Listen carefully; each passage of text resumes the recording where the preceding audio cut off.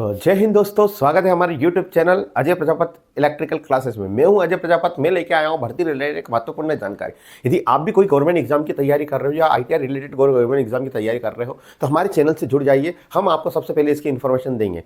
तो दोस्तों, यदि आप रेलवे ग्रुप डी यानी RRB ग्रुप डी की आप प्रिपरेशन कर रहे हो, आपको पहली बार है, तो हम आपको बता देंगे कि कौन कौन से टॉपिक आपको पढ़ना है और क्या सिलेबस रहेगा, योग्यता क्या रहेगी और कौन कौन फॉर्म भर सकता है और क्या वैकेंसी रियल में बड़ी है, तो हम आपको पूरी सारी चीज़ें बता देते हैं। तो सबसे पहले RRB ग्रुप डी की वैकेंसी। तो दोस्तों, टोटल पद कितने रहेंगे? 58,000। सर, आपने जो लास्ट वीडियो थी उसमें तो आपने 38,000 बताए थे। तो हाँ दोस्तों, RRB की तरफ से एक नोटिस जारी हुआ है जिसमें पद को बढ़ा के कितने कर दिया है? 58,000 कर दिया है। अब इसका जो शॉर्ट नोटिस था कब आया था? तो हमारा कितने दिसंबर को आया था? 28 दिसंबर को। अब आपके फॉर्म कब से स्टार्ट हो जाएंगे? तो 23 जनवरी से आपके फॉर्म स्टार्ट हो जाएंगे, यानी आज से 10 से 12 दिन बाद आपके फॉर्म स्टार्ट हो जाएंगे। तैयारी पे लग जाइए। अब कौन तैयारी करेगा ये भी बता देंगे हम। इस लास्ट डेट कब है? 22 फरवरी 2025। एडमिट कार्ड और एग्जाम कब होगी? तो इन्होंने जो बोला कि अभी हम क्लियर नहीं है कि हम एग्जाम कब लेंगे, पर बहुत जल्द आपको हम क्लियर कर देंगे। अगला हमारा हम देखते हैं कहाँ पर पोस्ट निकली है।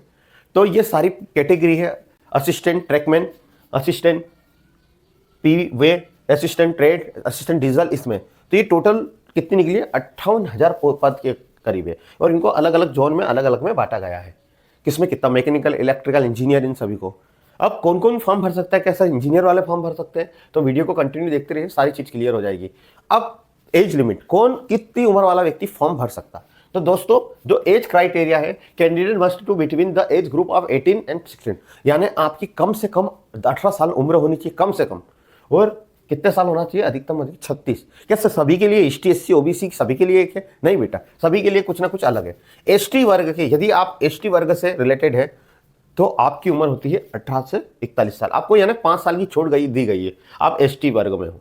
यदि आप SC में हो तो SC में भी 5 साल की छूट दी गई है, यानी आप 18 साल मिनिमम होना चाहिए और कम से कम 41 साल के हो, यानी अधिकतम अधिक, तो आप उसमें फॉर्म फिल कर सकते हो।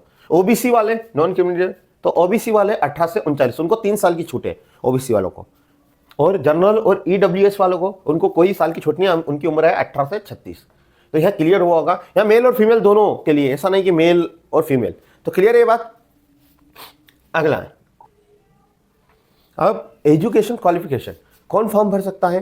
तो पहले RRB ने ये बोला था कि जितने भी ग्रुप डी के पोस्ट आएगी उसके लिए केवल ITI वाले फॉर्म भर सकते हैं। तो ITI वालों के लिए थोड़ा सा धक्का वाली बात है, क्योंकि उन्होंने क्लियर कर दिया ये बात कि हम मिनिमम एजुकेशन हम 10th वाले, जो 10th पास है उनको लेंगे, और ITI भी है आपके पास या ITI के सिवा कोई और इक्विवेलेंट है सर्टिफिकेट तो हम उनको भी ले सकते हैं। तो 10th वाले फॉर्म भर सकते हैं जो 10th पास है, पर उम्र कितनी होनी चाहिए? 18 साल minimum.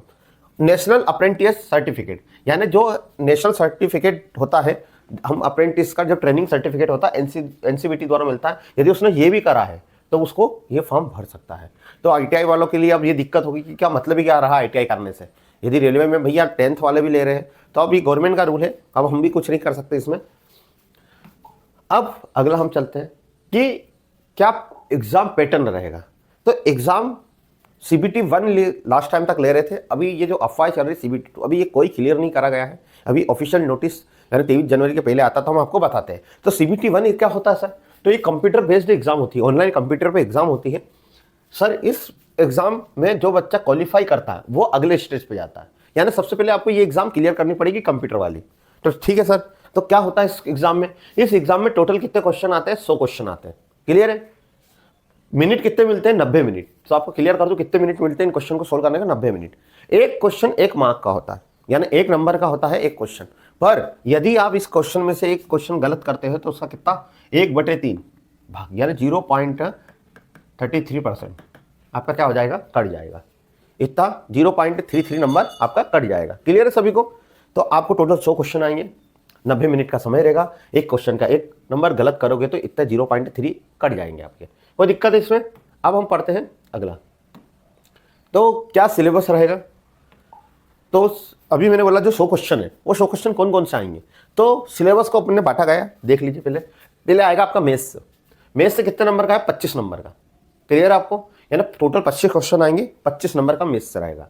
General intelligence and reasoning, यानी तर्क शक्ति, जो रीजनिंग है वो टोटल कितने नंबर की रहेगी? 30 नंबर की। क्लियर है? जनरल साइंस, यानी जो विज्ञान है 10वीं के आधार का वो 25 नंबर का रहेगा।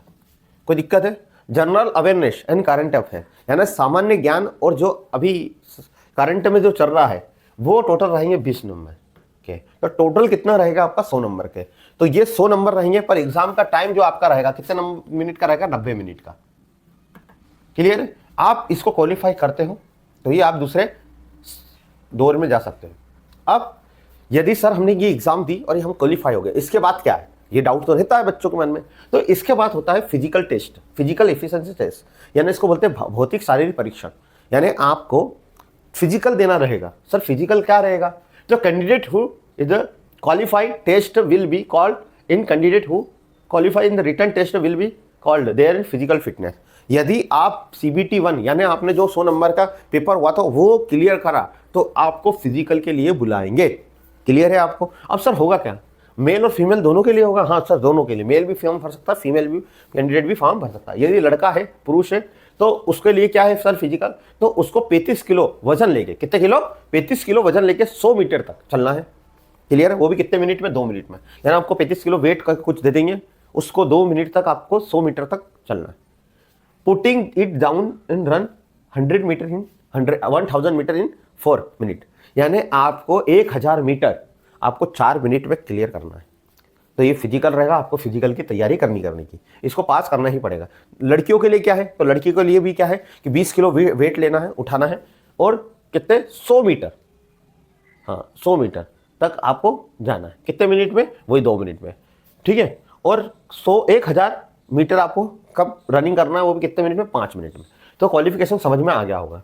क्लियर है? आपको ऐसा नहीं कि सर हम वो 35 किलो वजन उठा के रास्ते में कहीं रख सकते हैं, नहीं, बिना रखे आपको लगातार कितने 100 मीटर चलना, ये हो जाता है। ठीक है? आपको थोड़ी सी प्रैक्टिस करोगे तो दोनों से हो जाएगा। तो ये तो हुआ सर। इसके बाद क्या? हमने CBT एग्जाम क्लियर कर ली, फिजिकल क्लियर कर ली, इसके बाद क्या?